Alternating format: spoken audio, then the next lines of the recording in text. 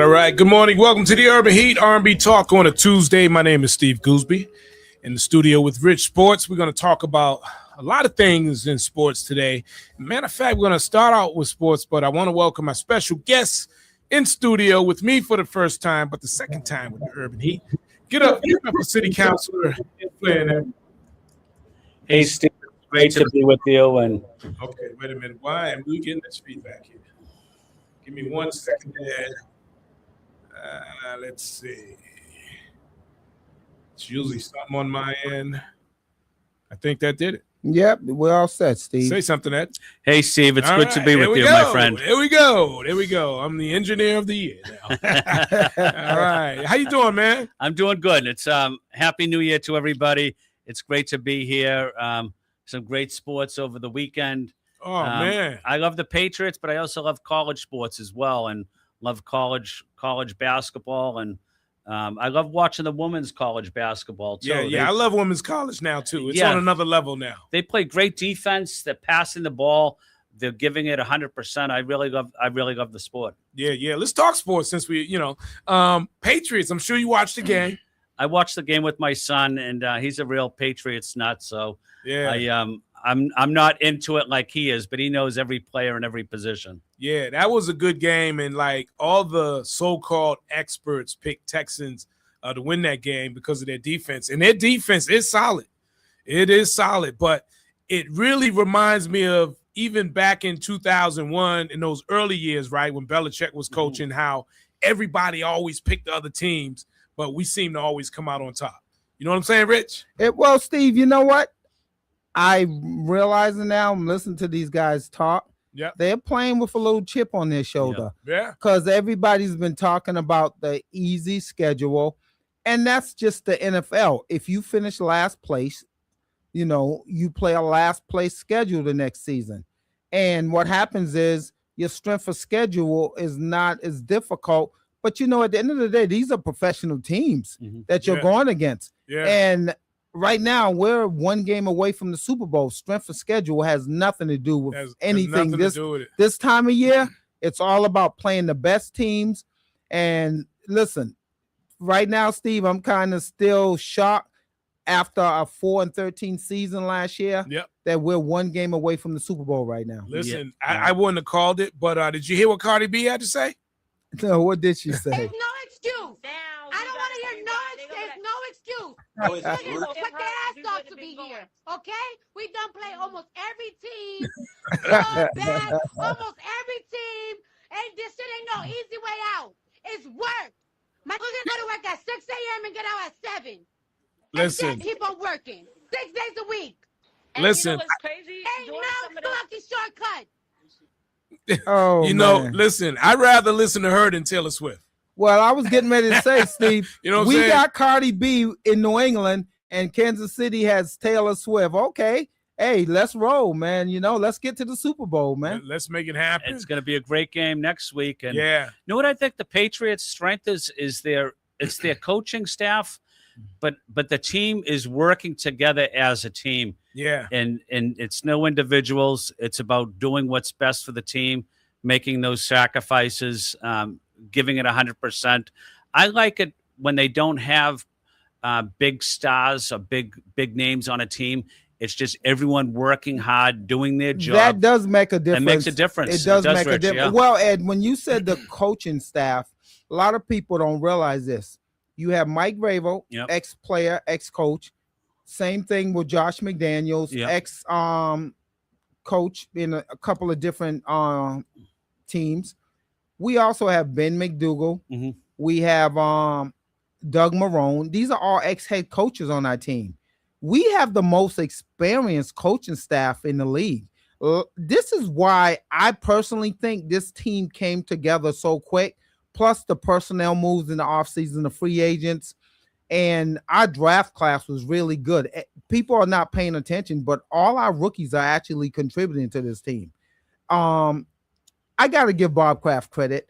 I felt bad about Gerard Mayo being fired after 1 year, but he was not put in the greatest situation to be successful. And he wasn't ready. Didn't have a great coaching staff. He only had a year or 2 years on the sideline. That's not enough experience. He was thrust into it. And let's be honest, Gerard Mayo, great Patriot. I mean, very good guy in the community. But Mike Vrabel coming in here, it was I don't know. It was like a godsend situation for the New England Patriots to get back, being relevant in the NFL. And to bring back the best coordinator in the business, offensive coordinator with Josh McDaniels. Right. I mean, come on. That's a great combination. Yeah. I think they can really relate to their coaching staff and as former coaches, head coaches. But I think Vrabel really brings in a different dynamic as an outstanding player. Yes. And, Super Bowl championship. I think players look up to a coach that is won at the highest level.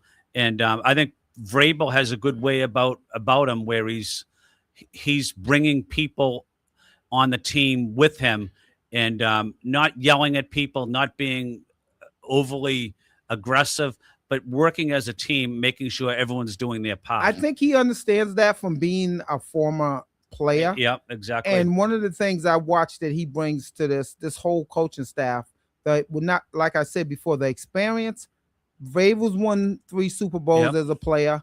Josh McDaniels won about 3 Super Bowls as a coordinator. So right now, this team is very experienced from the coaching standpoint.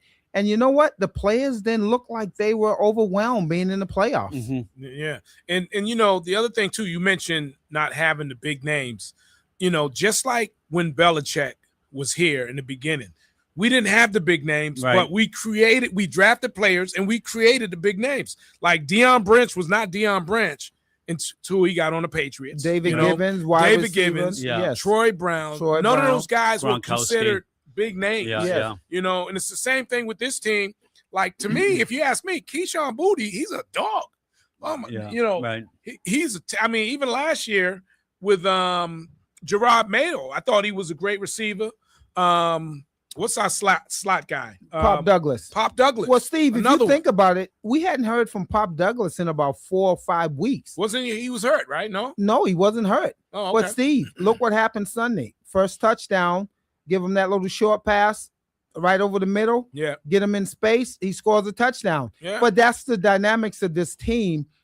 Everybody gets used depending on the team that we're playing against, the scouting report, and everybody is ready all the time. That's another thing. These guys are always ready to make plays. Yeah. Right. And the other thing, playing against Denver, too, you never want to see a player hurt. No, their quarterback is hurt. Yeah. He's out, I think, for the season. He broke a bone in his foot. Yeah. They're gonna play Jarrett Stidham, the ex-Patriot, 4th round pick. Okay. And you know what? I'm not taking it light. I remember what Nick Foles did to us in the Super Bowl. So me personally, I'm not taking it light. I think it was different with Nick though, because Nick started. During the season he came in after the injury, and he had started for a team before that. You're right about that. Stidham only started like 5 games. Last time he threw a pass, they said was about 3 years ago. Yeah, I remember when the Patriots were playing. I think it was New Jersey. Was Peyton Manning's brother was on the team? Eli, yes. Eli, the Giants, and there was the Giants. And there was no way that the Patriots could lose. They were undefeated that year. Yeah, you think about what that. happened? Yeah, they lost the game. You know what? And you know what? Bill Parcells took a backup quarterback, Jeff Hostetler, and won a Super Bowl. Yeah. Yeah. So, I mean, for me, Jarrett Stidham, people are like, oh, listen, I think we're going to win the game, but I don't take guys lightly because these guys are in the NFL. And what a lot of people don't realize, the backup quarterback studies more film than anybody on the team. That's true. That's and a good if you point. look around the NFL, a lot of these head coaches are backup quarterbacks because those guys understand the game. They break down the film, and backup quarterbacks always become great head coaches a lot of times. Well, they know what they're doing. Right. Well, if the NFL has anything to do with it, they are not putting Stidham on the marketing. That would be a Super Bowl marketing nightmare for the NFL. I don't see it happening, man. But no, you're right. You can't sleep on them. You still got to prepare the way you would prepare normally for any team. But I do think if we could just talk about Buffalo real quick, because I believe that they got robbed. They were robbed in that game, man. That one play where they called where it was an interception. It was just a poor call, I thought. He was down by contact. If you look at the replay. That play, Steve, oh my God. I mean, you know what? I'm happy we're going to Denver. That's my personal opinion. I would prefer to go to Denver than play Josh Allen. Right. I know Patriots fans wanted Buffalo to win because they wanted the AFC Championship game at Foxborough. And that's fans wanting another game at the stadium, AFC Championship. Me personally, I wanted to go to Denver. Even if Bo Nix was playing, Steve, I wanted to go to Denver. Right. I just didn't want no parts of Josh Allen. Right. I think the Patriots have a good chance against Denver. Looking forward to the game. Yeah. And it's going to be an exciting week leading up to it. Yeah. And it's about practice this week. They're going to Denver. They're going to a different climate, different weather.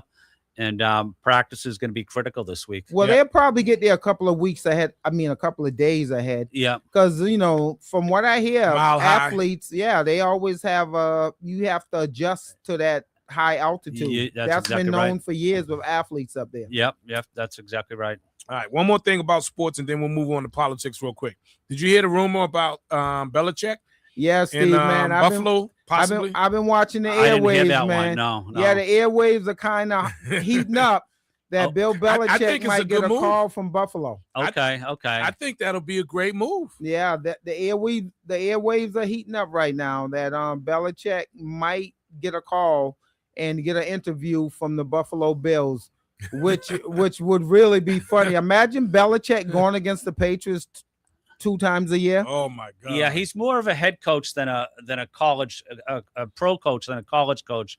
At North Carolina, obviously it didn't work out for him. Yeah. But I do think he'd be a tremendous coach anywhere he goes, and he knows how to bring people up. Well, the Buffalo job is like a very, right now, I call it the most sought after job right now. You got Josh Allen. You got probably the best quarterback in the league right now.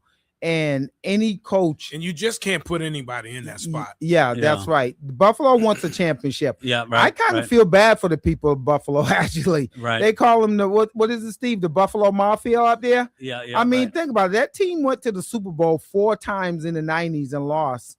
And those fans up there, man, listen. And then we get Tom Brady and dominate the division for 20-something years. I tell you, those poor fans up in Buffalo. I'm a New England Patriots fan. Yeah. But if there's a fan base that I feel sorry for, is the Buffalo fans. You want to talk about the emotions of winning and losing? Oh my God. Yeah, they're going through it right now. But so we'll get back to some more Patriots talk, and plus the Celtics are still rolling. We're gonna talk about the Celtics and get into a few other things. The Clarity Act when it comes to cryptocurrency. We're gonna talk about that. But let's get into what's going on in our neighborhoods, man, in the city of Boston, man, right now. Well, what is happening is we're going into the budget season now, and we have major financial challenges facing our city. And I think we're going to see that as it plays out with the budget process that will soon happen at the city council. I do expect that we're going to have cuts to services, potential cuts to personnel. We do see a rise of property taxes for businesses and residents as well. But I think the situation, especially the financial situation in Boston, is much more serious than the media has reported or experts have reported. I do think we have to demonstrate fiscal discipline, fiscal responsibility, accountability. But I think we need to be more transparent with residents. I think residents want to hear the news, even if it's bad news. They can live with that, but I don't think they want to hear or be caught off guard about different issues that they don't know about, that they should know about. Right. So let's dig into that some more. What are some of the, you said that cuts are coming. So what are some of the services that might be on the chopping block? I unfortunately think the Boston Public Schools are going to be cut. I think they have significant financial challenges, maybe up to $100 million facing BPS. They do have some type of hiring freeze, although it's not geared towards teachers or, paraprofessionals or substitute teachers. It's more towards the administrators or personnel that don't necessarily communicate every day with students. But I do know that there's a role for these critical jobs. They do provide exceptional services. And a student needs the academic support in the classroom, but they also need support outside of the classroom as well, whether it's after school programs, whether it's sports programs, assistance to their family. We need to support the families as well. I think some of those types of cuts we are going to see in the school system, and we have to be prepared for that and have an honest conversation. Well, Ed, you're saying the cuts. It's funny you say that. So are you talking like community centers also? Because I actually help out at the Vine Street Community Center. Okay. And that place, oh my God, that place is amazing. I mean, the director there, Dave Hinton, he does an amazing job. And I tell you, that building gets utilized. Me and Steve played there as kids back in the 70s, and then it was closed down. Then they refurbished it in like 2000, and they did another refurbish. That place is amazing. What do you think? Would that affect these community centers, any of their programs that you're talking about, these cuts? I think we're seeing it already, unfortunately. I don't want to see cuts to programs that really help people like BCYF. I was on the phone earlier with the BCYF chief, Jose Masso, talking about a particular facility in my district. But BCYF facilities play a critical role in our neighborhoods, especially helping our young people in need and from challenging neighborhoods. For example, the Blackstone BCYF program, it is struggling. We don't have a swimming pool that hasn't operated in years. But my concern is, how do we get young people, many young people of color, whether they're at Villa Victoria, they're at Cathedral Public Housing, which is the Ruth Barclay, how do we get them into swimming lessons?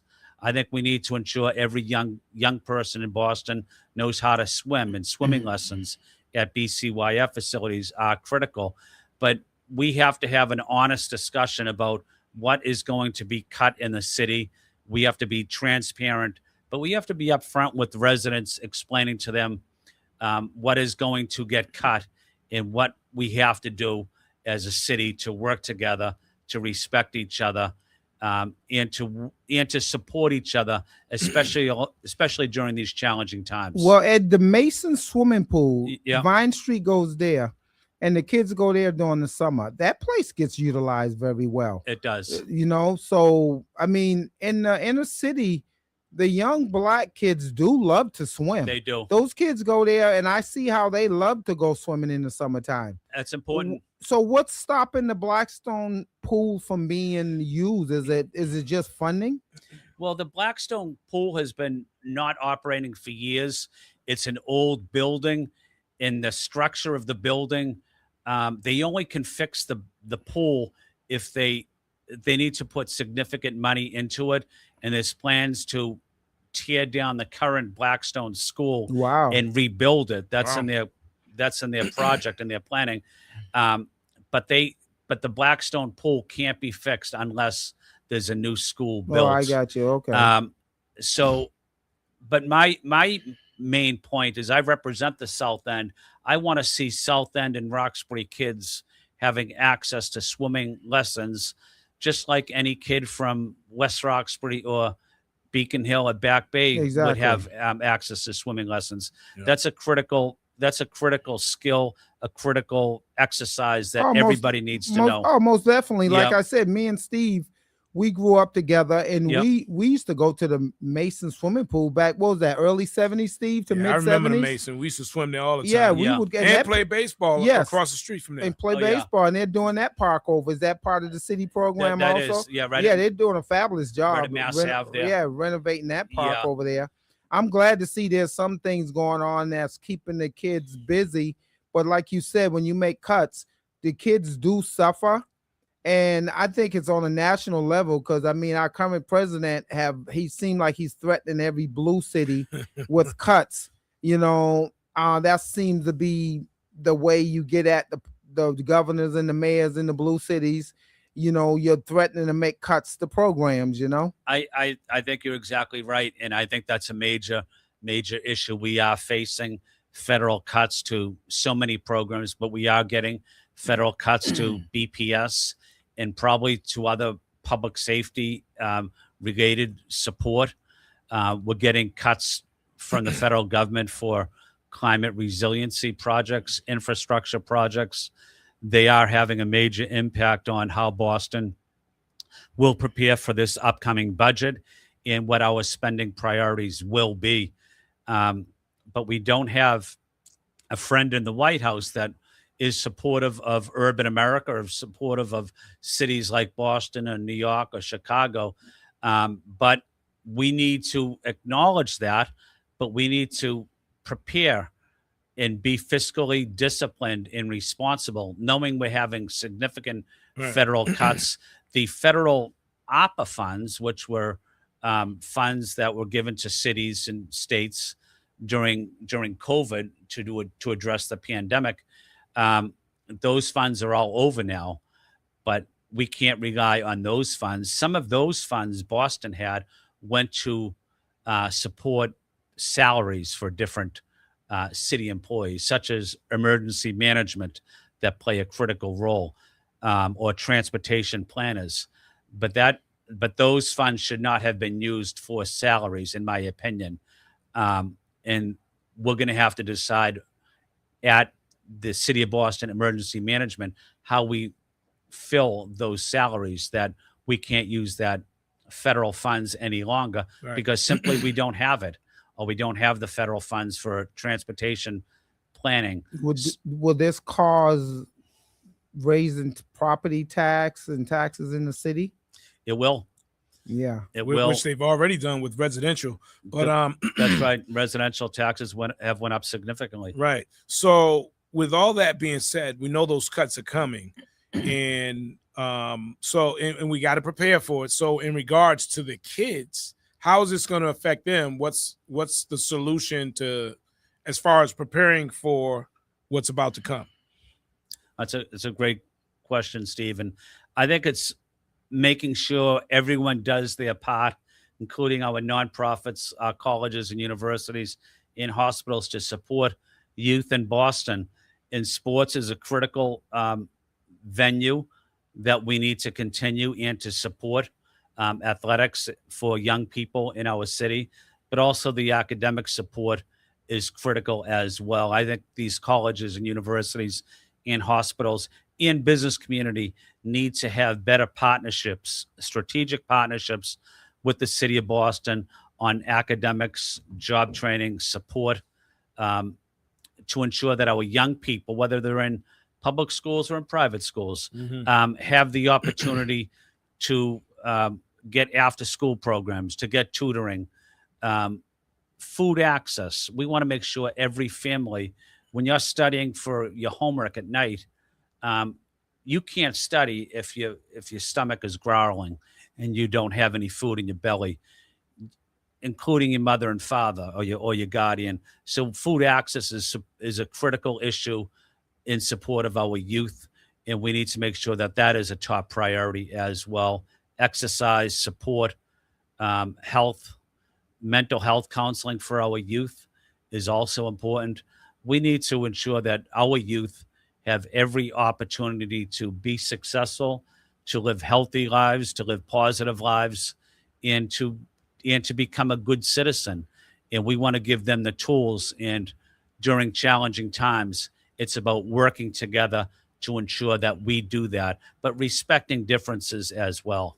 Well, that makes sense, because if you're keeping kids off the streets after school and going to community centers involving sports and other programs, it does make a difference in the city. It certainly does. When you're playing sports and you go to school in the morning, you're playing sports at night, you're tired. When you get home, you want to have some supper and maybe you do some homework, and that's it. And same on the weekends. You want to spend your time studying. You want to spend your time playing sports. And when you do that, you don't have time for hanging on the street corner and getting into trouble. It's about sports. It's about after-school programs. It's about academics. It's about living healthy lives. And that's what's important in our city. And our young people deserve the opportunity to be successful, to be healthy, to live healthy lives, to grow old. And we want to provide every opportunity in a healthy environment to ensure young people have that opportunity. They deserve it. Yeah, but you're right, Ed. Community centers do play a big role in the lives of the city kids. They do. And sometimes you see a coach down there that has a kind word to say to a person that's playing basketball. And, that kind word or that encouragement may go a long way. Maybe that person that's playing basketball or soccer, maybe he or she doesn't have that person in their life at home that understands how important sports is, or teamwork, or discipline. And maybe that coach's encouraging words might help that child, in school, in sports, right, working as a team, being disciplined. I learned those values and those lessons certainly in my neighborhood in South Boston, playing sports. But I learned that serving. I served 25 years in the U.S. Navy, and I learned about discipline, responsibility, and teamwork. It's not about you. It's about your team. It's about the people you work with, developing them, making sure that they're successful. They have the training opportunities. So there's no plans to close any of the community centers, are they? I hope not. No, I hope not. Also, there might be some cuts to the programming. Programming. There could be. I don't want to see that. Yeah. I'm not advocating for that, but I think what's important is we advocate in support of those BCYF facilities. We know they're playing a critical role across the city. There's some wonderful people that work there as well. And certainly the team up at City Hall in the BCYF department does a very good job. But we want to ensure that we work with them to provide them with the necessary resources and support. And that's what I'm going to do as a city councilor, is to fight to ensure that we don't have cuts to critical programs that support our young people and our seniors also. Well, Ed, if you ever get a chance, come by and visit the Vine Street Community Center, and you'll see what goes on there. It's an amazing place, I will. I'd love to come by. I was there a couple of years ago. Yeah. I'd love to come by and say hello. And I know the people there. They do an incredible job. But I'll come by in the next couple of weeks and say hello. And they do an amazing job there. And you'll see what they do there. It's amazing what goes on there. No, I'm glad to hear that. And I think that's what our city employees are all about. They do the job. They don't look for credit. They just want to give back and make the city better. They want to help people. They're longtime Boston residents. They know the challenges that young people experience growing up. And some of them have made mistakes themselves, and they don't want to see young people making the same mistakes. That's why a coach is important. An encouraging word from a teacher is important. A role model, an after-school program. It's about giving kids an opportunity that maybe we didn't have. And hopefully the next generation has more opportunities to live a healthy life, a successful life, where they can remain in the city and have a family and have a career. And I think that's that's the American dream. Right. And I don't know why I'm feeling this way all of a sudden, but I feel like it's a lot worse than what we're talking about as far as what's about to happen with all the cuts and everything else that's just going on in the world. And so we're talking about the schools, we're talking about the community centers, and what about safety in the neighborhoods and some of the other areas that may possibly be cut? Yeah, safety could be cut as well. Boston does receive federal funds from the federal government that is passed down to the state government and to Boston. And it's for partnerships with cities and towns outside of Boston, such as Somerville, Cambridge, or Chelsea. What happens in Chelsea has an impact, obviously, in East Boston. Or what happens in Newton has an impact on Brighton. But how do you use those funds to support each other if there is some type of major incident that takes place, a public safety incident? You need to be working together with all your partners across greater Boston. What happens in Boston impacts the towns and cities surrounding it. So it's about partnerships, supporting each other.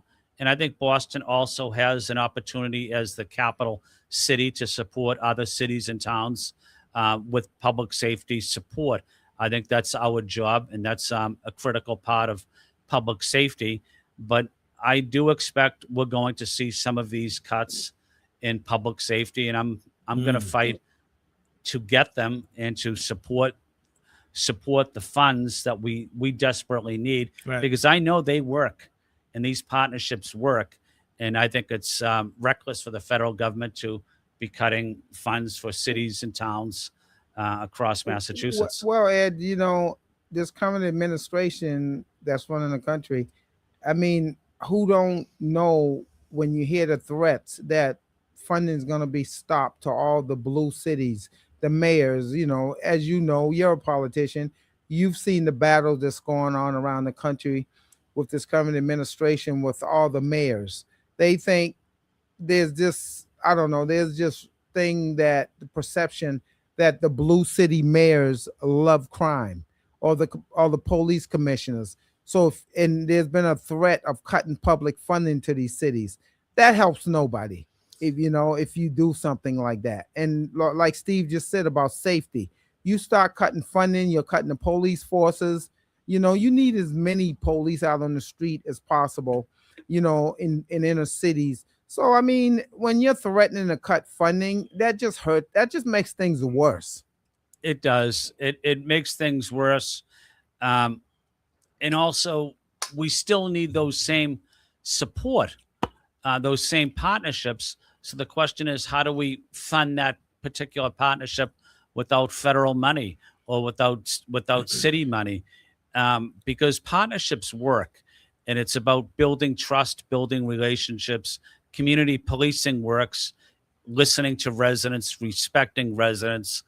I do think we have significant public safety challenges in Boston, but I think it's important that we work together during these challenging times, whether it's at Mass and Cass, whether it's at some of our BHA developments where we've had some significant public safety issues. Yeah, because if you're talking about raising taxes, residents who own homes, you're going to raise my taxes, but you're not giving me the public safety mechanisms, in place to help me. And why won't they use the reserve?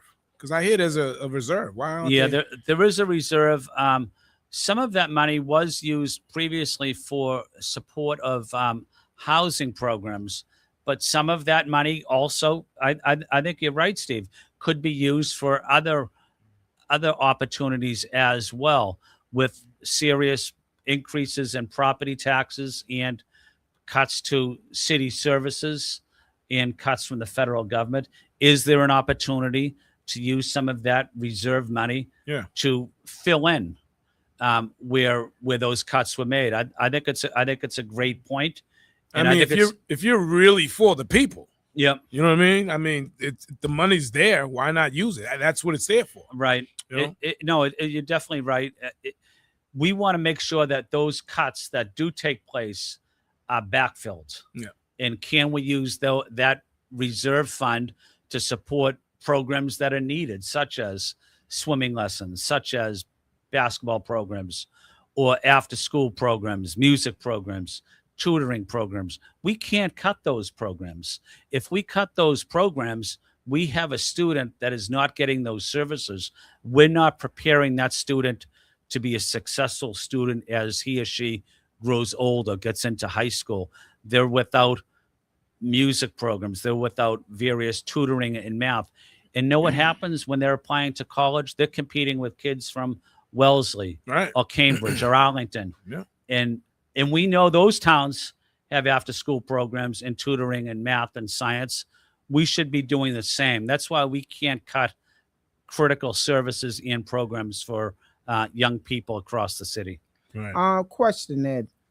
Is anyone advocating for the rent in Boston to come down? Because Boston, the city of Boston, is a very expensive place to live.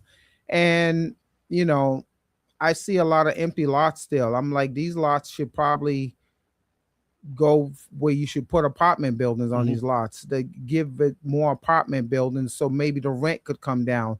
Is anyone in City Hall advocating to bring rents down? I mean, I know that's a touchy subject, because if you got someone who bought a house, say 25 years ago, and that house is bringing in a lot of profit for them, and they're getting $3,000 for a 3-bedroom apartment, you're telling this person, oh, you should be charging less, and you're raising their taxes. That's a touchy subject. Yeah, right.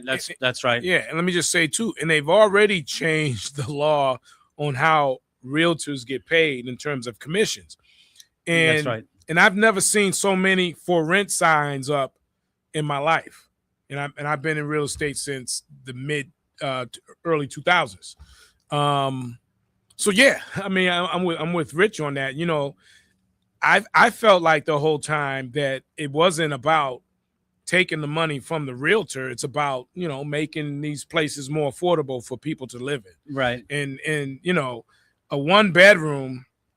I mean, I'm trying to help someone find an elderly person find a 1-bedroom now, and it's like you're talking $3,000 depending on in a decent location. Right.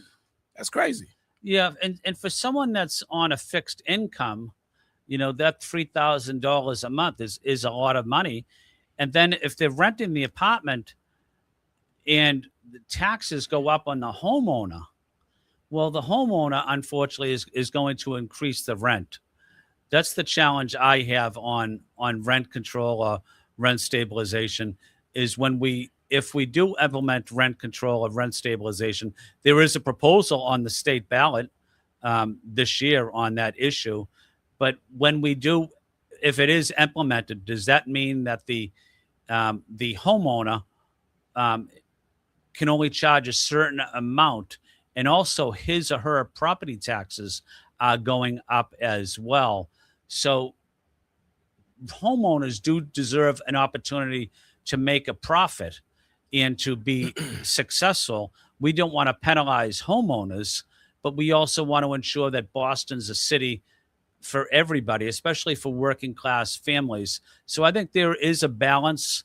I don't think the rent control proposal is appropriate at this time. I don't support it. I believe Governor Healy also came out and is against it. I don't know about my colleagues in city government. They haven't offered an opinion yet. But you're right. It is a controversial subject. I know a lot of people do support it. A lot of people don't support it. But I just think at this time, it's not the right way to go about dealing with the challenging economic climate in our city and state. And when people that want to invest money in Boston or Massachusetts hear about us implementing rent control, they don't want to invest in the city. And that's what's happening in downtown Boston. There's not a crane in the sky, and which means there's limited jobs in construction. Yeah. And because of the poor, because it's not a positive climate for the business community, a lot of financial people don't want to invest in Boston. So we have some significant challenges facing the city. So Ed, is there a lot of commercial buildings empty right now? There are. I represent a good portion of downtown Boston where the financial district So why is. wouldn't those be converted into apartments? They're And you guys maybe give them some type of a tax break. I heard that was a, thing for a while that maybe the mayor was proposing, give the commercial property owners a tax break and convert those into apartments. That would even bring the rents in Boston down. Yeah, no, that's a great point. That is happening in Boston. There is a program that is taking place where some of these apartments, some of these buildings are being converted into apartments. Right now in the financial district and throughout downtown Boston, about 25%. We have about a 25% vacancy rate. That would be great. A lot of the young professionals love living downtown close to Seaport. Right. But a lot of it does take significant money to renovate the existing office into a residential. But that's where the city is heading to in addressing some of the housing crisis. We don't have enough housing in Boston. I believe we need more housing for working class families and workforce housing, like you mentioned, and providing housing in downtown Boston is an option that I have supported and advocated for. And actually some of it has taken place in my district, and I provided critical support to get it done. And just jumping back to the rent control real quick, I think that would create a bigger problem anyways, because if you bought let's say you bought a 3-family for $1 million, and your mortgage is $7,000 or $6,000 a month or whatever it is, you got that loan based on the rents. Yeah. You know what I mean? Yeah. So if you own, even a 6-unit building and so on, that's not going to work. Yeah. It penalizes property owners. They have worked hard. They've invested their life savings in a piece of property. Maybe it's a 2-family, maybe it's a 3-family. They're not wealthy. They're not rich. They're paying their bills like and everybody else. Are up, and their taxes are up. Everything else, But they are participating in the American dream of owning a home. We want to make sure everybody has the ability to own a home if they can, but we don't want to penalize someone that has been successful, that bought a house, to put more taxes or more penalties on that person. It's a disincentive, and it doesn't send the right message. Where if you work hard, you buy a home, we want to penalize you with rent control or rent stabilization. That's not the answer. The answer is to build more affordable housing and workforce housing and give people the opportunity for the American dream. Yeah. A lot of politics involved, though. There is. A lot of politics. It's not just politics. Right. It's politricks. Yeah, politricks. There you go. I like that. We were talking about Brian Worrell earlier. Yeah. So he didn't get reelected. Well, Brian got reelected to the city council. Okay. From his district, but Brian was running for city council president. Right. And it was between him and Councilor Coletta, and Councilor Coletta dropped out. And then at the last minute, city councilors, Councilor Durkin, working with the mayor, was able to encourage Councilor Liz Braden to run, and they were able to secure the votes for her. Mm-hmm. But my point is, what frustrates me is, of all the 13 city councilors, I was the former city council president as well, but of all the 13 city councilors, there is no more talented, experienced leader on the city council than Brian Worrell. Right. Brian was appointed 2 years ago by Rutzi Louis-Jean, who was the city council president at the time, to be the vice president of the city council and to be chair of the most important and significant committee, which is the Ways and Means. Right. So he's basically the number 2 person in waiting to become the council president. But Brian was defeated. And what really bothered me is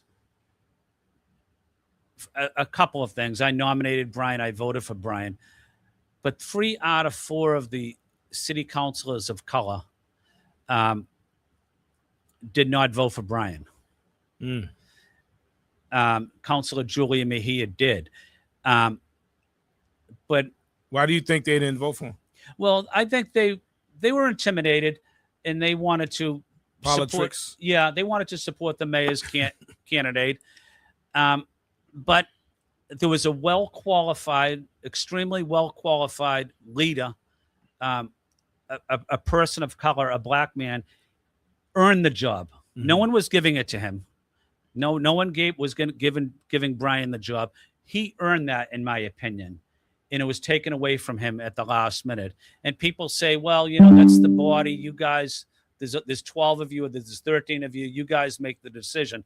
Well, what would happen in the private sector or in another city department or state department if that case took place, where the most qualified person for the job or for the promotion is a person of color, and then they had other candidates that weren't as qualified, and you went with someone that wasn't as qualified? Right. That'd be unacceptable. Yeah. But why is it acceptable on the Boston City Council? And so now the city council doesn't have a person of color as vice president, which we've had 2 years ago, or the most important committee is Ways and Means. We don't have a person of color on Ways and Means or on training, planning, transportation, or government ops. So the 5 major responsibilities or jobs in the city council are not held by people of color, even though people of color contributed to and voted for the person that got elected. Yeah. So it's discouraging. I'm disappointed. It was in my 8 years in the city council, it was the best vote I ever took for city council president, voting for Brian Worrell. But it was also the most disappointing day I had on the city council because he had the opportunity to lead the body based on his experience, based on his background, based on the way he treats his colleagues with respect, includes them, is respectful to them, and he wasn't elected. And that bothers me, and I know it bothers a lot of people across the black community of Boston. So even though you guys are all working for the people, you still have your own personal conflicts, infighting going on, huh? Politics. Yeah. Politics. Yeah. But it was orchestrated by City Councilor Sharon Durkin out of the Back Bay and Beacon Hill area. Yeah. I believe Ben Weber as well, Enrique Pepin. But it was a setback for the black community. Yeah. It was a setback for the city. And we've only had a few black men serve as city council president. The last one was Charles Yancey about 25 years ago. Yeah, that was a long time. Yeah, 25 years ago. Yeah. Bruce Bowling was a city council president. That's a long time ago. But it was time. It was time for a black man to serve as city council president. And I think Brian had the unique skill set to be an excellent city council president. And I hope he gets his chance 2 years from now. But this was a disservice to the residents of Boston, to Brian personally, to the black community.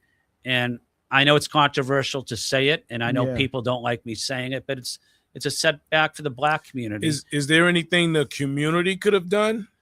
And I know that's a vote within the council, but the community could have played a more active role in educating city councilors on why it's important to have Councilor Worrell or a black man as city council president. I think it was a loss for the community, but maybe it's an example to the community that you can't sit out these fights. Yeah. You have to get involved. You have to let your city councilors know who you prefer to see as city council president. And nothing against the city council president that is there now. I'm not criticizing her. She won the election. Mm-hmm. I want to work with her. I want to be respectful to her. But my point is, we had the opportunity to elect a exceptionally qualified man who's done so much work in this city, and we passed on it. And that hurt. And I think that hurt race relations as well. Wow. Okay. Wow.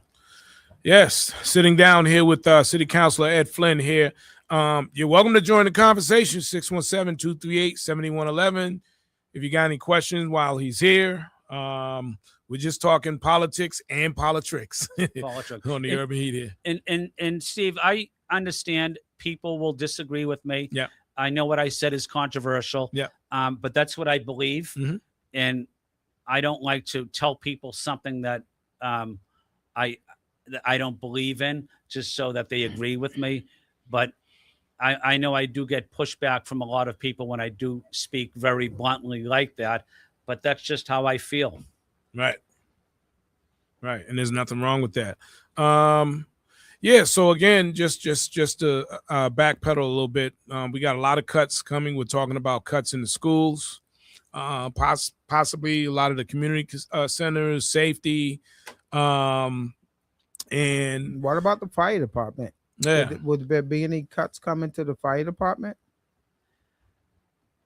I think it's unlikely there'll be cuts to the fire department, but what could happen though is they could reduce the number of people going into incoming classes to start out as firemen, as police officers, or as EMS, knowing that the revenue is not there, that instead of having a class of 40 people going into a particular class next year, they might have 30 people.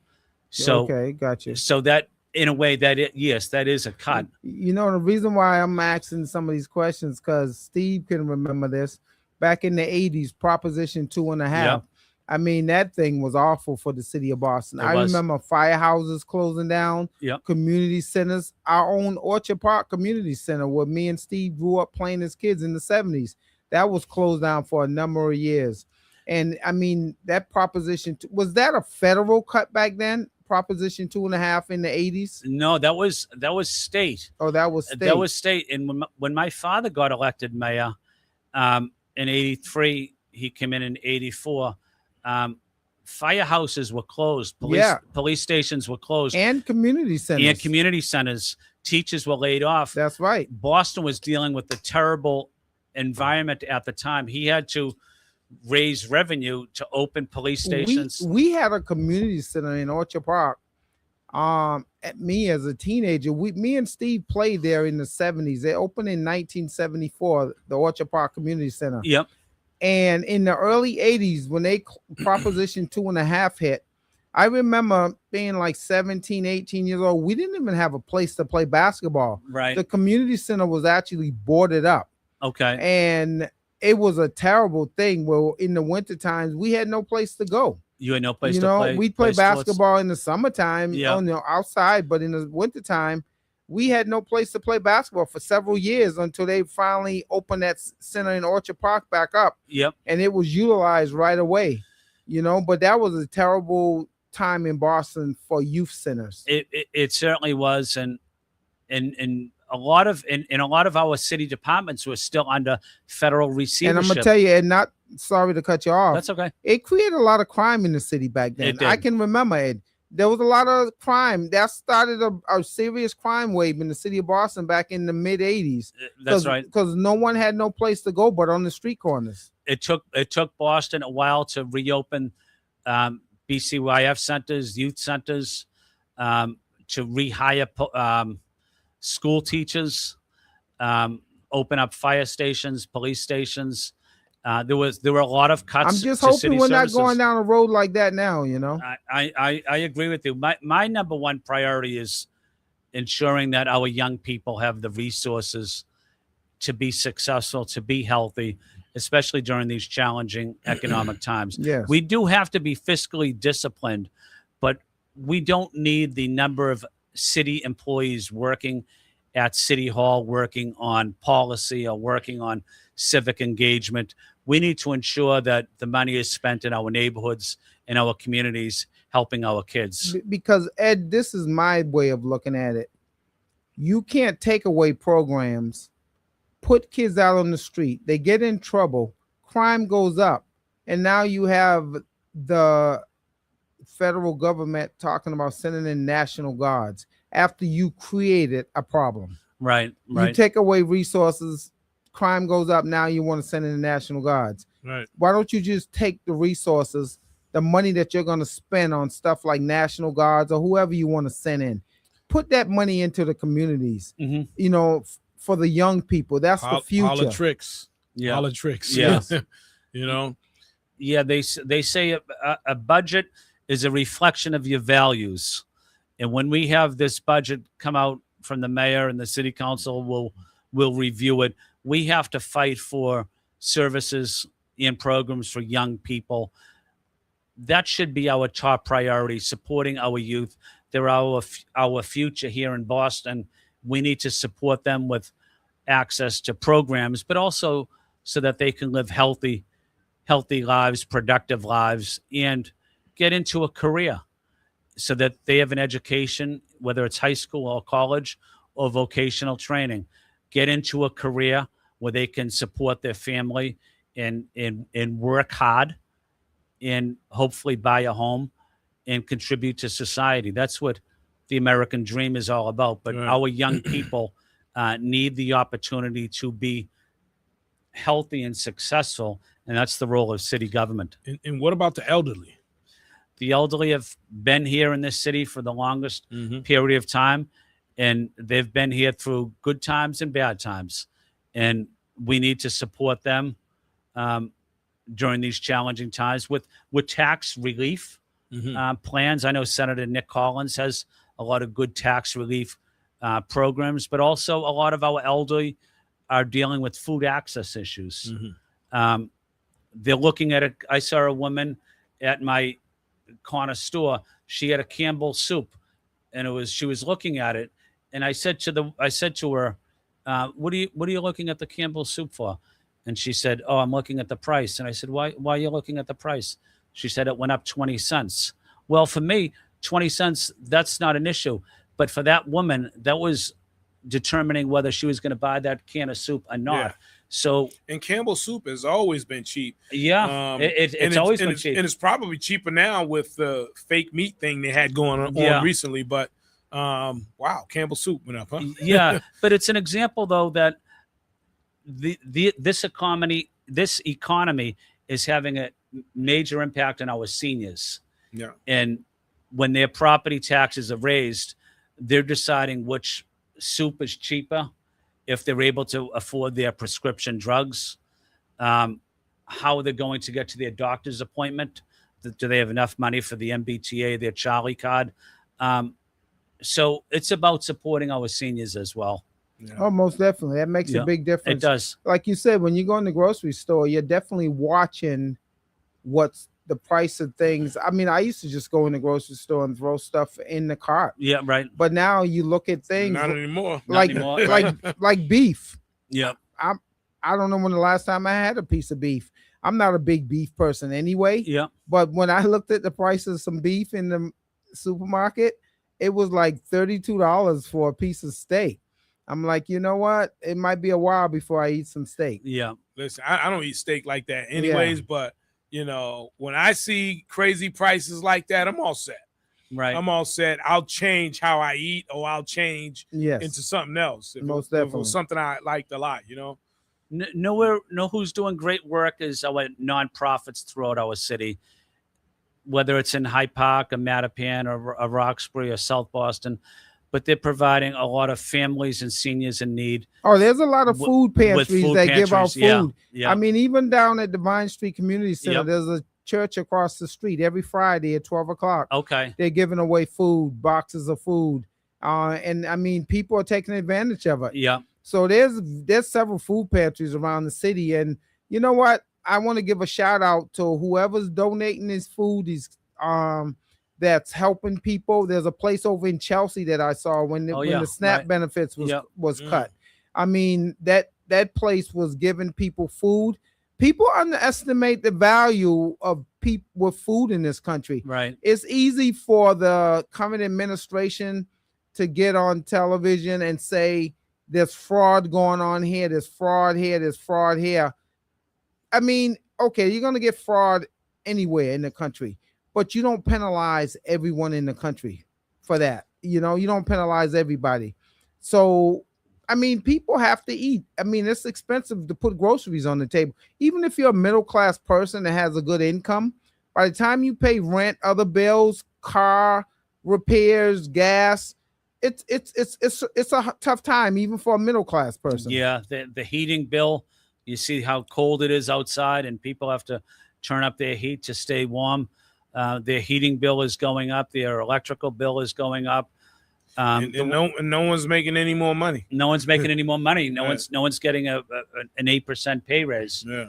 And I think our water and sewer bills are pretty reasonable. But I think a lot of other things are going up. Now, if water and sewer goes up, I mean, come on. Now, Ed, I got another question for you. This might be a tricky one when we're talking about budget. What happens when the firemen and the Boston police officers' contracts expire? With the budget situation the way it is, that might be tough. Those guys are always looking for a raise, and that might be a tough contract negotiation this time around. Yeah, no, I think you're right. The city of Boston settled recently with the Boston Police Patrolman Association. But there are other contracts that are coming down. Even though you settle a contract, you almost begin immediately starting to renegotiate again. So those contracts will be coming up again. But, again, our city employees have worked hard. They unionized, they've worked hard. They provide a great service to the residents of Boston. And they also want to stay in the city. Many of them have most to. Definitely, Ed. I mean, you're exactly right. I mean, I'm a union guy. I worked for the MBTA for 30 years. Okay, Carmen's Union. Yeah, Carmen's Union. You probably know some of my constituents there. Oh, yeah. And they got a great union. And I'm going to tell you, I did 30 years there. And, every time a contract came up, your union's trying to get you a raise. That's right. And, the public don't always think that you deserve a raise, especially in tough economic times. And unfortunately, the public always think when you're working in any type of government jobs, firemen, police officers, MBTA, bus drivers, and stuff or whatever, they always think we're overpaid when we're asking for more money. Right.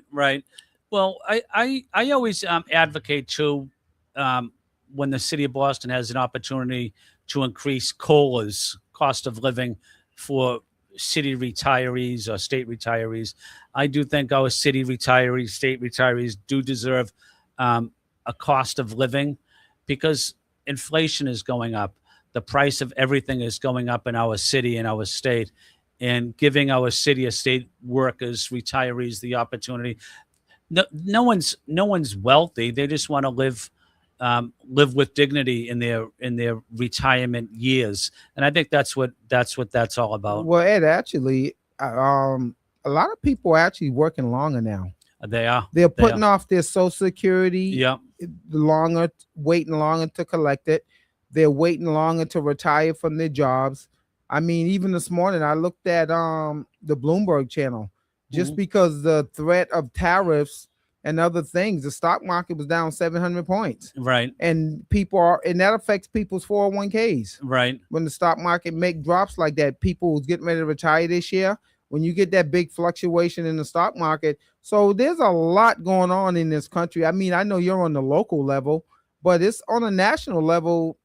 The national level actually affects everyone on the local level. It certainly does. And in downtown Boston, where we have a lot of financial companies that are there, they pay huge property taxes, but you don't want to see them struggling either.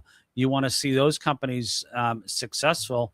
And when we see companies that are struggling in Boston, it has a big impact. We see a lot of buildings in downtown Boston where 5-6 years ago, the building went for $80 million, and now it's being sold for $12 million. And now the property tax and the value of that building will be on the $12 million. Right. So that revenue the city normally would get from that $80 million is not there.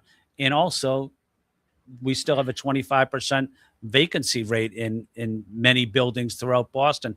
I think one issue, and a lot of people might disagree with me, and I understand that, I think it's time for people to come back to work full time, 5 days a week. You mean stop working remote? I think so. Yeah. If it's not 5 days a week, maybe 4 days a week. Give people a little bit of grace. But I think working home for 3 days a week is hurting the economy. It's hurting the revenue of the city.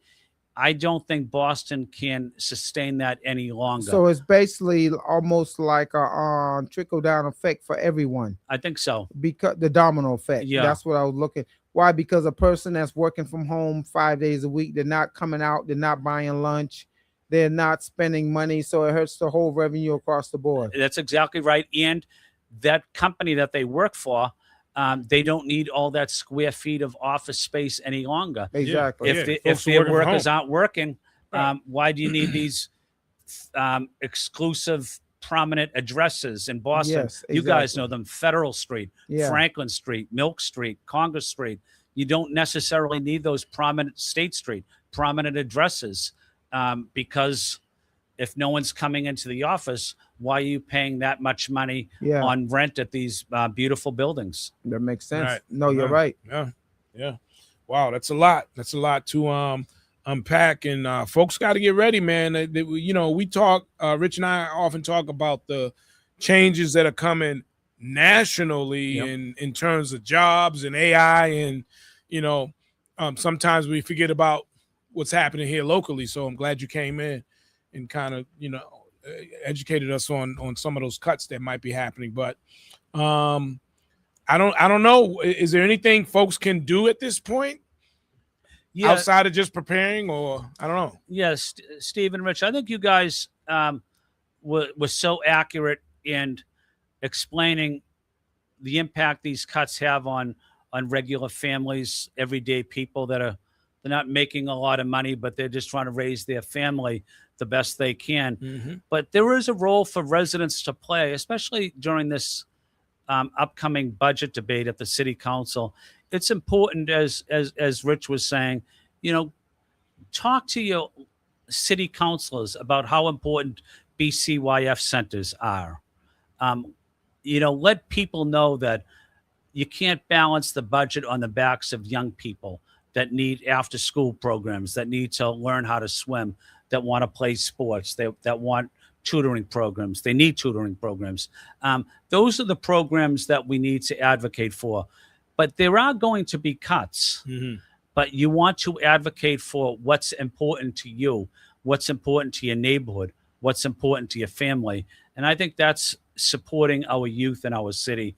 I think that's critical, that we give our youth the opportunity to be healthy, to be successful, and to live a productive life. And use the reserve. That's what it's there for. I think you're right. I think you're right. Ed, quick question before you move on.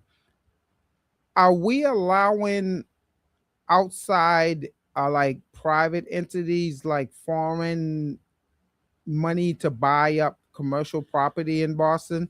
That's been a thing that I've heard about over the years, where they buy property, they sit on it and just hold it. Are you familiar with any of that going on in the city of Boston in the commercial property? Unfortunately, I am familiar with it. It is happening. Should that be allowed? The foreign companies, foreign governments have bought up significant property because in Boston. they have so much money, they can buy a property and they can sit on it. They can sit on it and just pay the taxes. That's something that I personally don't think should be allowed. Yeah, it's a good point. Maybe it's something that drives rents up in Boston. Also, it does. Boston should have a discussion about that. But there is a lot of foreign money that's invested in our city, whether it's in the Prudential area, the Copley area, even South End. even some of those $1 million condos downtown. Yeah, there's a lot. They get bought up by foreign entities, and all they do is sit on them They might even have the kids go to college while they're going to BUBC, Harvard. They're staying in $1 million condominium, and they sit on that, and that drives real estate prices up too. It does. Boston may want to take a look at that and to see how we're able to get a better understanding of exactly what is happening, to know what is happening in the city, and how those homeowners or those condo owners can play a more active role in supporting the residents, supporting the city of Boston, especially during challenging times. I think that's a great question, and we haven't done our homework on that issue. Okay, thank you. Yeah. Well, Ed, we know you got a lot to do today, and we want to just thank you for coming through here, man.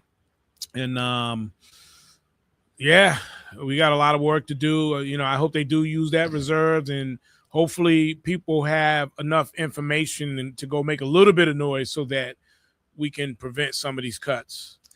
Thank you. If at all possible. Yeah, thank you, Rich and Steve. And I enjoyed the conversation. What I especially enjoyed, I learned a lot from you guys as well, listening to you and you talk about what's important. So when I listen to people like you, it makes me a better leader. So I want to say thank you for giving me the opportunity to be here with you guys. Yeah. Thank you, You're man. welcome, man. We appreciate you. Thank Ladies you, guys. and gentlemen, that's City Councilor Ed Flynn, and we'll have you back, man, soon. I'd love to.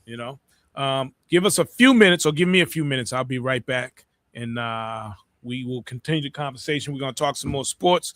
Also, we're going to talk about the Clarity Act when it comes to cryptocurrency.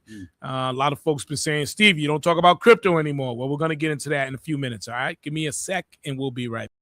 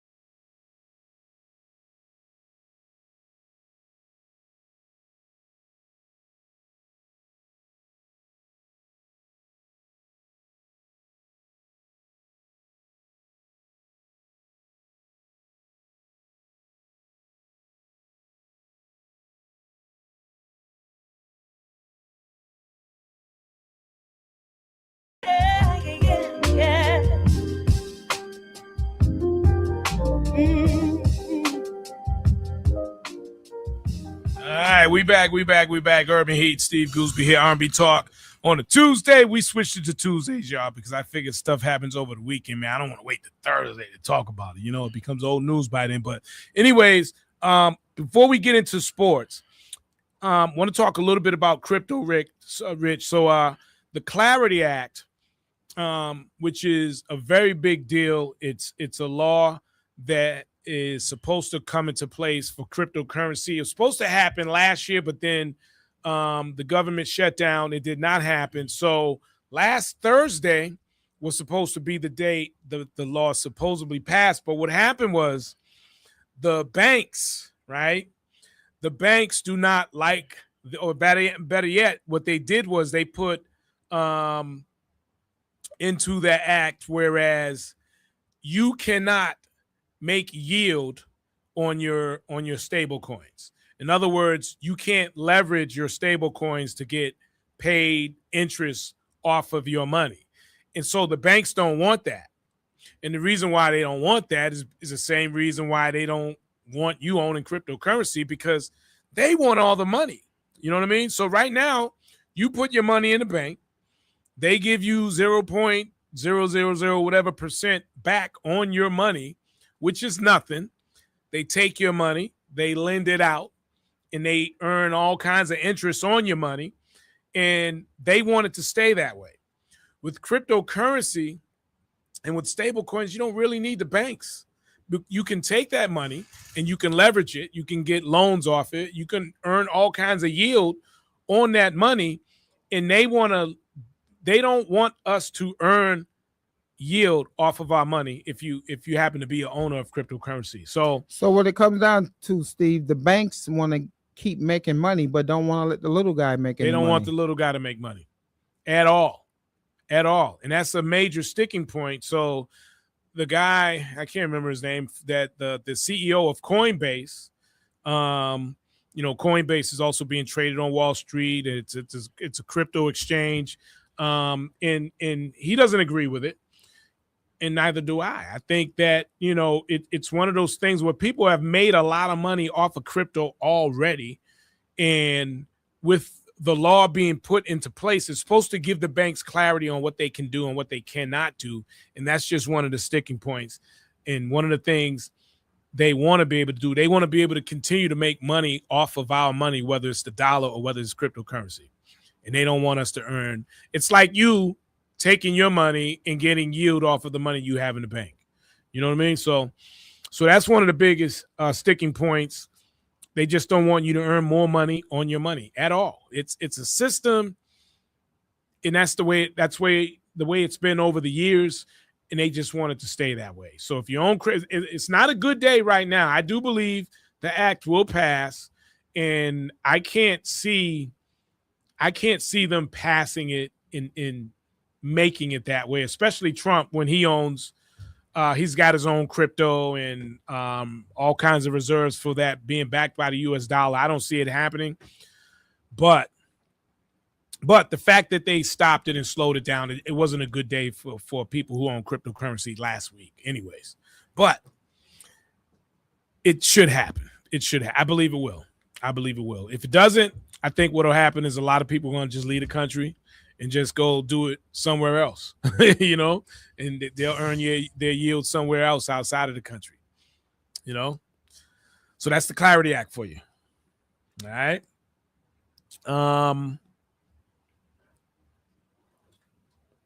So going forward, Steve, with the crypto, do you think with everything going on with the economy and everything, how do you think with the crypto market in 2026, what do you see happening?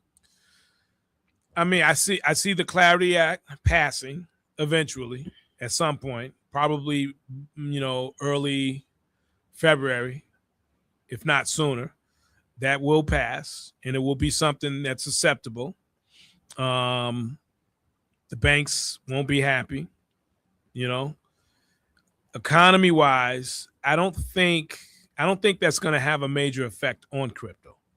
Crypto it's digital money, and it's a new technology. It's a blockchain that every major corporation, everything that you do will eventually, and is already being tokenized on the blockchain. Like Wall Street will be on the blockchain. They're doing things to tokenize that already. Now, do you think MasterCard and Visa will eventually attach their financial? They're already waiting. Their financial plans to the crypto? Oh yeah, they've already. Will you be walking around with a credit card in your wallet and you go pay with crypto? MasterCard, Visa, they already have partnerships with companies like Ripple and Stellar Lumens. There's a bunch of companies they already have deals with, partnerships with. They're all waiting for this Clarity Act. Oh, okay. That's the green light for them to go ahead and do what they got to do, because they'll have clarity on what they need to do. But I don't think the economy is going to have much to do with where crypto is going down the road. I just think it's outside of people being able to invest in it, using their money, that would be an issue. But crypto's not going anywhere. It's not going anywhere. I mean, if you look at, for example, the Seattle Seahawks, what's the name of their stadium that they play in? What is it? Crypto.com Arena? Nah, Seattle is called Lumens. Oh, I think it's Lumen okay. Stadium. Okay. Stellar Lumens is a cryptocurrency. Okay. Their crypto that they own is XLM. It's a major cryptocurrency on the Well, that tells you ISO right there. blockchain. When you start putting these names on sports arenas, that lets you know where this is going. Yeah, and then you got you do have Crypto Arena, which is it's not the Lakers, it's where the Clippers play. Exactly. Yeah, and Steve Ballmer, a billionaire. Yeah. So you think that guy is a billionaire, a tech guy. Yep. So you look at that. Who he put crypto name on his arena. Right. I mean, a lot of times, Steve, you know, if you watch these tech guys, they kind of set the trends where the country's going. Right. But the thing about, hearing what you heard about the Clarity Act, what it does is it does scare people, and people go and they start selling their crypto. But as soon as they sell it, then all of a sudden you hear some big corporation just bought $10 million worth of this or that people are selling. And that's what's happening. Scare tactics. People end up selling, and there's only a certain amount of XRP left. There's only a certain amount of whatever other major crypto available.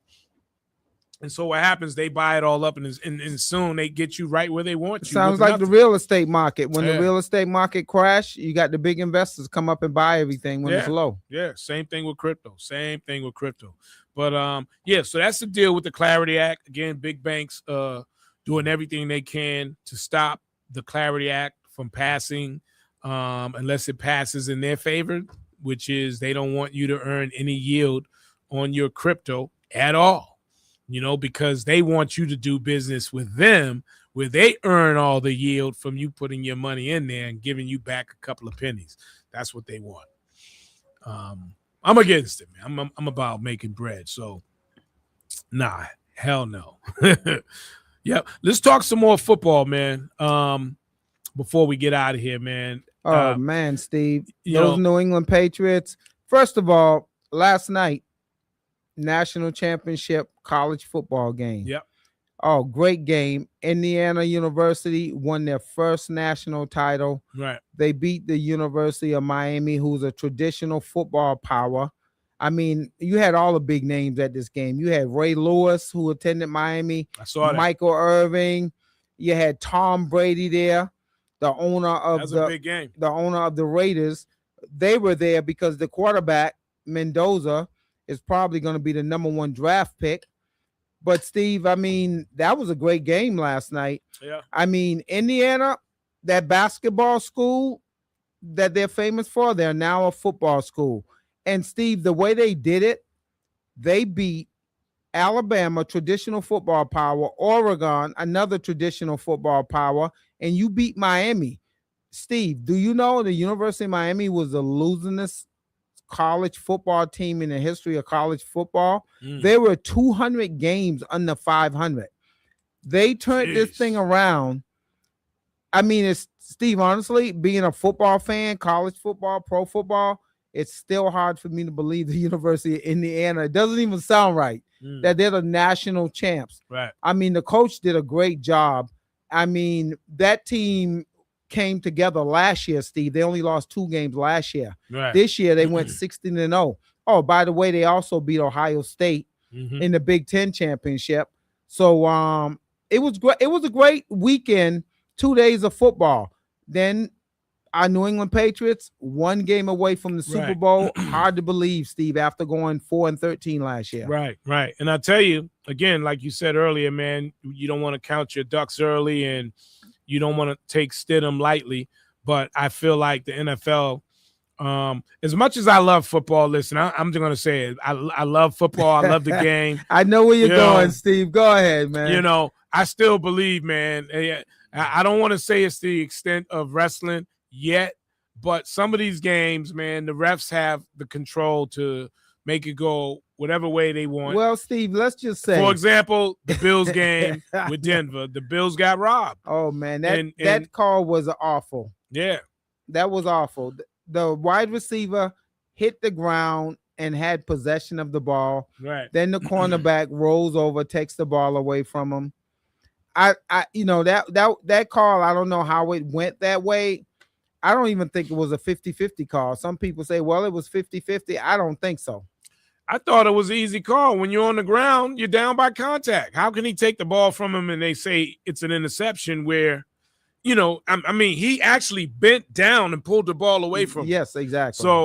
So I didn't like that. I just felt like, they don't want Buffalo. That's not the narrative they want. So, but then, surprise, surprise, Bo Nix has got a fractured ankle or whatever it is, and he's not going to be playing. So I know they don't want Stidham on the marketing at all for the Super Bowl. I mean, Steve, that would be a nightmare for the Denver Broncos to be in the Super Bowl with their backup quarterback.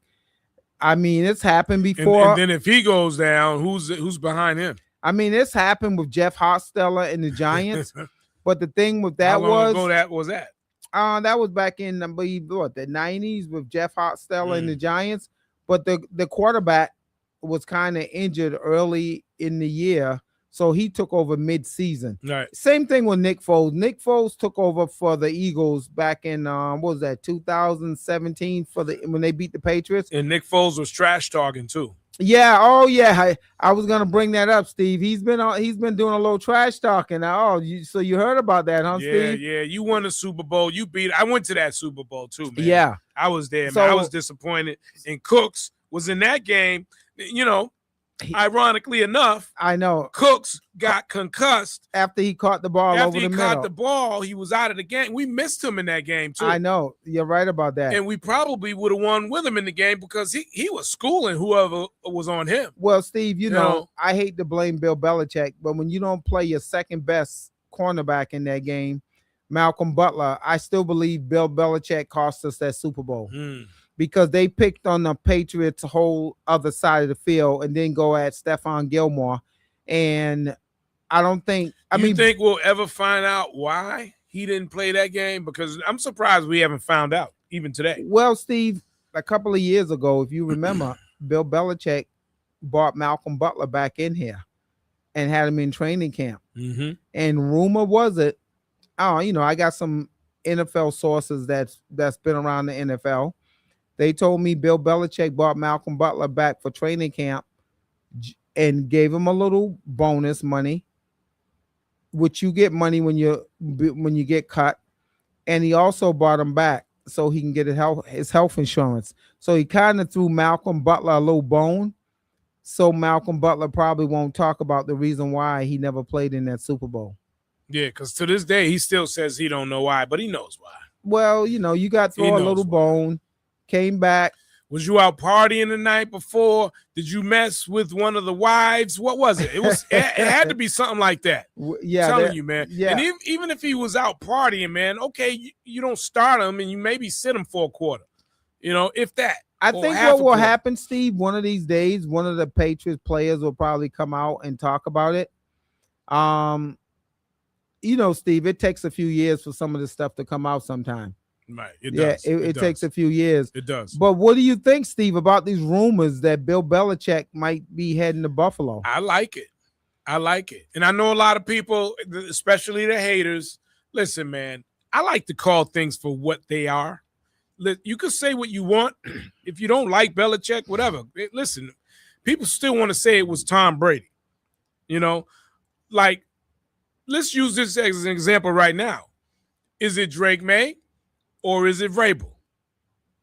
It's Mike Vrabel all the way. All right. Putting his staff together. But guess what? All the experience. Right. Bringing in Josh McDaniels. This is about Mike Vrabel. It's not about Drake May. And if it was Drake May, well, what happened last year? Steve, what people forget, and I've had this debate, argument, whatever you want to call it, saying it was all about Tom Brady. No. I think Tom Brady was a 6th-round pick. And how many teams passed over Tom Brady? If Tom Brady every team passed on him. If he was that great of a commodity, would he have made it to the 6th round? Tom Brady was a lottery ticket for the New England Patriots, Bob Kraft. And once he got here, Steve, replaced Drew Bledsoe, Bill Belichick saw the potential in him and Bill Belichick brought out that potential in Tom Brady. Tom Brady was not the flavor of the month at all when he got drafted. And even, if you go back to that day, right? Remember the combine? Did you see him in the combine? Come on, man. They said he was the slowest skinny guy they ever seen in the combine. I mean, nobody was going to draft him, and they did.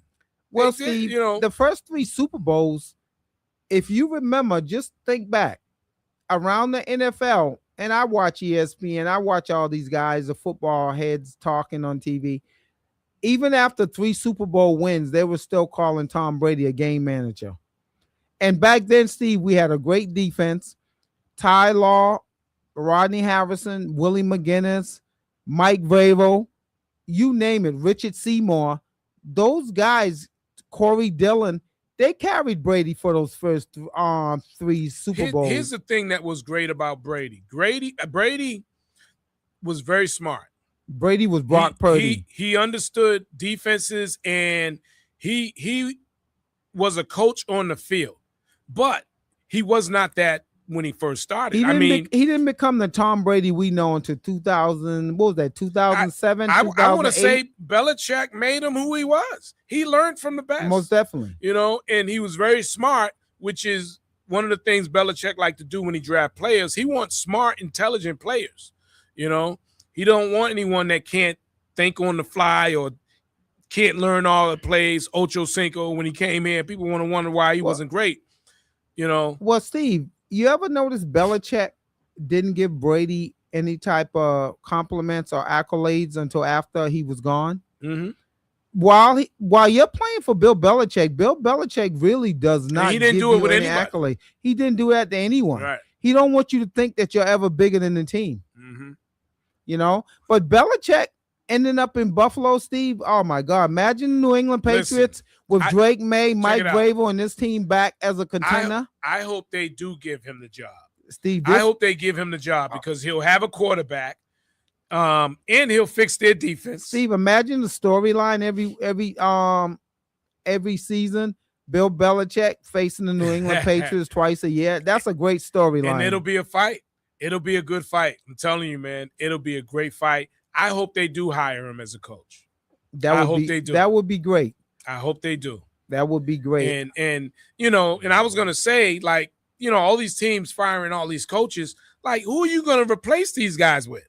Yeah, exactly. Who's gonna be the replacement for Sean in Buffalo? Like, hopefully it is Belichick, but I think a lot of teams are quick to let these guys go, man, not knowing like who's gonna replace them at the end of the day.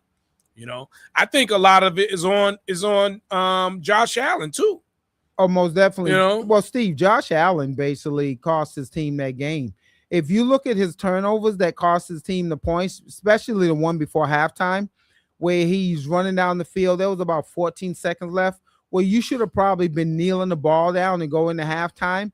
Steve, that 3 points made a big difference in that game. Right. Hey, remember it was a highlight of Belichick talking to, it was Belichick and it wasn't Josh McDaniels. It was the other coordinator. I can't remember his name. O'Brien. It was O'Brien. Bill O'Brien. So, yeah, Bill O'Brien. So Belichick's talking to Brady. He's like, listen, calm down and throw the ball in. And he's like, there was 2 guys on me. He was like, on the one, the Edelman. He's like, oh, that one. you remember seeing that? Yeah. And it was another play. And then he said, what about the one over here? Oh, okay. You know what I mean? Yeah. So, I don't care who the quarterback is. You got to be coached.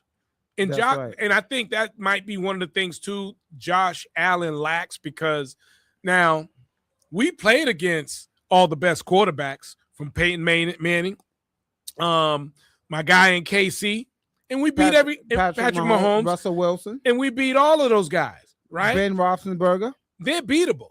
That's right. And Phillip Rivers. I think a great coach will coach you to the point where you not just a quarterback, but even a defense on how to play certain players and find their weaknesses and all that stuff. That's one of the things that was great about Belichick, Well, Steve, this is why I'm telling the New England Patriots fans, we're in a great position to go to the Super Bowl.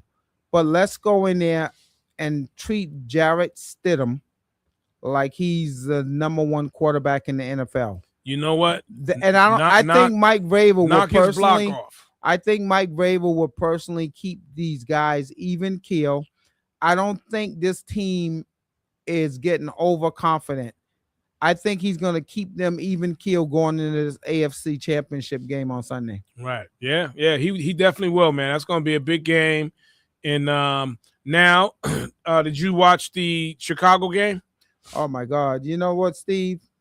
I was rooting for the Bears. Caleb Williams, did you see the throw at the end of the game? Let me tell you something. I like Caleb Williams. Oh, he's going to be. And that was the first game I watched him play fully. He's definitely going to be a force to be reckoned with going forward. And let me say this too. Brock Purdy, he's not going to win you a Super Bowl. All right? If you're a San Francisco 49ers fan, you're not going to ever win a Super Bowl with Brock Purdy. All right? Texans, I think you saw you're never going to win a Super Bowl with C.J. Stroud. You're not. It's not going to happen. Certain quarterbacks, when it comes down to big games, they just don't have it. Don't forget about the L.A. Chargers with Justin Herbert. Yeah, he hasn't been a great playoff quarterback either, Steve. He's not there yet. I don't see him. He's had 3 bites at the apple in the playoffs, and he has not performed well. Right. Certain guys, Steve, I tell you the guy that's most dangerous to me that's left in the playoffs right now is Matt Stafford, L.A. Rams. You know what? I'm going to tell you this, right? I like the Rams, but they're not winning the Super Bowl. You like Seattle? I like Seattle. Well, the defense. Yeah, because of the defense. But I just don't see, even if the Rams make it, I don't see you. Stafford can be beaten. He's one of those guys to me.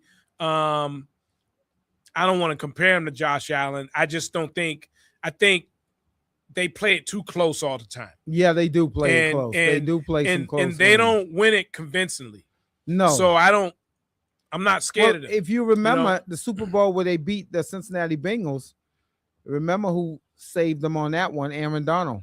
Right. Sacking Joe Burrow at the end of the game. Yeah. So and they should have lost the Chicago game. Yeah. You know what I mean? Really. They shouldn't have won that game. Yeah, that's right. Chicago lost that game. Well, they didn't win it. I like Seattle and New England right now, Steve. I like Seattle and New England, and Seattle's defense does scare me. Wouldn't that be amazing? Seattle and New England all over again? Yeah. And remember, Steve, last time Seattle had a great defense, the Legion of Doom. Yeah, and they got a good defense again, man. Yeah. So, and I think that's who it's going to be. But if the Rams end up beating Seattle, I'm not scared of them. I'm not scared of them versus the Patriots. You know. I mean, Steve, like I Stafford said, does not scare me, man. This seems like a dream right now. They don't have that killer instinct at all. I mean, the New England Patriots, 1 game away from the Super Bowl. Steve, this turnaround, Steve, I feel guilty. Listen, I feel guilty as a Patriot fan, man, because it happened so quick. How do you feel, Steve? I knew the Patriots would make the playoffs. I felt good about that. Well, we talked about that. Remember, we predicted when Mike Vrabel came here and put this staff together. Me and you talked about it back in the spring and summer. We predicted 10 to 11 wins, and Steve, we predicted playoffs. We didn't predict the Super Bowl. Not the Super Bowl. Yes. Not the Super Bowl. And going back to that Texans game, that was a tough game. Oh, that was a physical game. That was a tough game. That was a physical game. And their defense is it. They got a great defense. I think the weather for us played the 6th man. Most definitely. And that's one of the things about teams coming to Foxborough. If you're not used to playing in the cold or the rain and the snow and how the weather was for us, listen, that's the weather is our 6th man here. Well, Steve, I'm gonna tell you. See, that's why I did not want to play Buffalo. I wanted Buffalo to lose that night, Steve. Buffalo is a cold weather team. Steve, well, I don't know if you heard the weather, Steve, but man, we talking about some. If we would have been playing Buffalo at home this weekend, Steve, have you seen the weather report about this weekend? No, what is it? Oh man, we talking 20 inches, man. Here in Boston? Yeah. Check the weather report. Oh damn. Oh man. Damn. That's all right. We'll be in the house. Right, I'll be in the house, man. So Steve, Buffalo is a cold weather team. So, but you know what? I wasn't worried about Buffalo because I felt the last time we played Buffalo, even though we lost, I felt like we were being conservative on both sides because we didn't want to show them everything. Yeah, the second half we went a little bit too conservative. Yeah. When we were up, what was it, 21-3 at halftime, Steve? Yep. Yeah, we got very conservative. We went a little conservative. As if we didn't want to show them everything because we knew we were going to be playing them again. Yeah, we went very conservative in the second half. I was surprised at the play calling.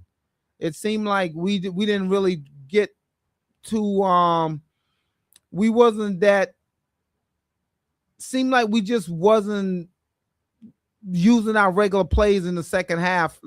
And we made no adjustments. If you look at how the defense was the first half, second half, no adjustments at all. And teams always make adjustments after halftime. We wasn't aggressive with our play call in the second half. At all. That really puzzled me in that game. It was almost like we just shut down our play call in the second half. Yeah, like we did again. I felt like, listen, we're not going to show them everything. I mean, at that point, Steve, we did have a 2-game lead on them. Yeah. If you count the fact that we beat them, we had a 3-game lead coming into that game. Right. So it's almost like we felt like we had the division secured already. Yeah, so, man. Yeah. Yep. So we're talking Patriots. You know, if you're a Patriot, what a great time to be a Patriot fan again, man. And I was always a fan. I didn't, you know, even when Brady left, man, I still watched him last year. And I like Drake last year. I like the receivers we have, although people were like, we don't have receivers, and they say that all the time. Isn't it amazing a difference a year make with an offensive coordinator and a new coach? Right. And Keyshawn Boutte, that dude, like I said, he's a dog. He's a dope receiver. Think about it. I think we have good receivers. Steve, all we did was add Stephon Diggs. That's it. We got Pop Douglas, Boutte. We got Hunter Henry. We got the other tight end. Pop Douglas, Henry, and Boutte is from last year. They was on the team last year. Well, we got the 2-headed tight end. So Steve, and we got the rookie receiver who's fast as hell. Steve, man. We got the same guys catching the ball that was catching the ball, except for Stephon Diggs. Right. So let's be honest. We got the same running back, Lamondre Stevenson. Yeah. You know, and you know what's crazy too? People say, man, we never had a top receiver. People complain about the Patriots over the years, right? We never had top receivers. Dog, we won 6 Super Bowls. I know. With Deion Branch and Troy Brown. And what's so crazy? David Givens. The list goes on, man. Well, Steve, in the record-setting season, undefeated season, regular season, we had Randy Moss, one of the greatest receivers of all time. And didn't even win. Isn't that amazing? Isn't that amazing? You know what? I'll never forget that night, man, because that was probably the first time I went. You know how you see, especially after the Buffalo loss, they got videos going around with all these people showing their emotion after the loss. Man, that was me. When we lost that game against the Giants, I watched it at my mother's house. And I was leaving, and Mom's was like, Steven, you're not going to say bye? I was like, oh, bye, Mom, I love you. I was so mad. I was so out of it. I went home, got in the bed, put my covers over my head. I was like, yo, I was done, man. Well, Steve, I'm going to tell you, Steve, for me, I've never watched the highlights of that game. I refused to I didn't watch afterwards. I didn't watch that David Tyree catch off the helmet. I refused to watch it, Steve, because I'm still looking at that. And Rodney Harrison is tackling him. And I'm looking at the cornerback that ended up leaving as a free agent. And there was all kinds of holding going on. Oh my God. And then Asante Samuel dropped the interception. That's what I'm talking about. Asante, all he had to do was go in there and hit David Tyree because he had the ball. And he drops that ball. He's watching Rodney Harrison tackle him. The ball's rolling down his helmet. If he catches that ball, the game's over. If Asante Samuel goes in there and tackle David Tyree, he doesn't get that catch, Steve, because you remember that was 4th down, Steve. Yeah, that was 4th down. I remember. I watched it. If he tackles him, he goes in and tackle him while Rodney Harrison is there, because you're allowed to hit the guy when he has possession of the ball. Right. He drops that ball, Steve. And it's on the helmet. You're right, man. Somebody else if spotted you look to the left of that, Asante Samuel is watching. It's almost like he's frozen watching the play going on, you know. I think he thought he was going to drop the ball because Rodney Harrison was already there. And you know what? I could see that happening. But Steve, I refuse to watch that. But I'm gonna tell you, Steve, I'm gonna be honest with you. Even though we lost to the Giants, between winning Seattle, that goal line interception by Malcolm Butler, and the comeback in Atlanta, Steve, I'm gonna be honest. I'm over the Giants Super Bowl loss. Oh, I'm definitely over it, but I'll never forget it. The only thing about it, Steve, the undefeated season, if we went 18-1, Steve, it would have made us the greatest football team in history. Right. Some people say it would have been the greatest team in team sports. Mm-hmm. It would have been the greatest in team sports, history. Yeah. And you know what? It's okay, Steve, because hey, man, here we are on the verge of going back to the Super Bowl. And man. that Atlanta comeback was definitely, I'll never forget that. I still watch that today when it comes on TV. Hey, man. I got friends in Atlanta, man. Friends and family. Hey, man, that city never recovered from that, Nah, man. And I'll never forget the day after, man. I got friends down there. I was making calls, and they were like, yo, nobody's on the highway. Like, nobody went to work. Nobody went to work. It was a ghost town the next day, man. Yeah. Nobody went to work. You know what? Man. It's tough losing like that, man. We've been lucky in the city of Boston. Well, the New England area. Patriots, Red Sox. We're spoiled, Celtics. Man. The Bruins snuck that Stanley Cup in after 50 years, almost 40-something years. At one point, one of the sports teams was winning. If it wasn't the Patriots, it was the Celtics. If it wasn't the Celtics, it was the Bruins. If it wasn't the Bruins, it was the Red Sox. We was having a parade every year, Steve. Every other year, there was a parade. Now, let me ask you a question, Steve. During this last 25 years, how many sports parades have you went to? Oh, man. Almost just about all of them. Okay, I just want to know because I've been to the Red Sox out in the cold. I've been to the Patriots, Celtics during the summertime. I've been to the Bruins. I've been to all the parades. I mean that's a great time for us in the New England area. Listen, we're spoiled, man. Hey, you see what I'm wearing, right? You see it? That's right. Wait a minute. Oh, it's on this side. That's see that, right? You know it. Got all the teams on it, man. That's right, Steve. Red Sox, Bruins, Patriots, Celtics.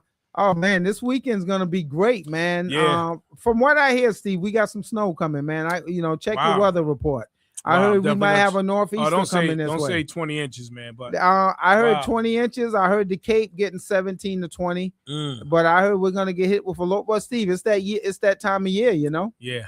We're almost. Listen, we just got to get through this month in February, and then we're good after that. That's right, man. We're good after that. So that's great, man. We looking forward. And also, I want to mention our Boston Celtics. Second in the East, had a great battle last night with the first team in the East, the Detroit Pistons. Right. Jaylen Brown, we lost by 1 point. Jaylen Brown missed the game-winning shot. It bounced up, and I thought it was going to drop in. But another strong effort by the Celtics, a 1 point loss. Mm-hmm. And it looks like Jason Tatum's ramping up his workouts, Steve. I saw some video.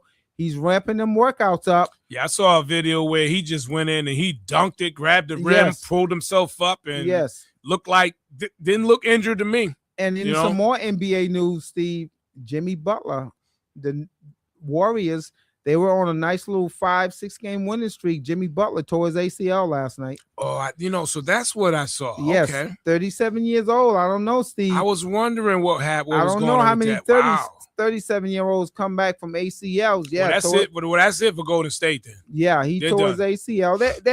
They were still in the 8th spot in the West. I didn't see them making no noise. They're kind of old. Yeah, they're done. But they were always a threat. When you got Steph Curry, you're always a threat. Yeah. And the guy's still averaging 27, 28 points a game, Jimmy Butler.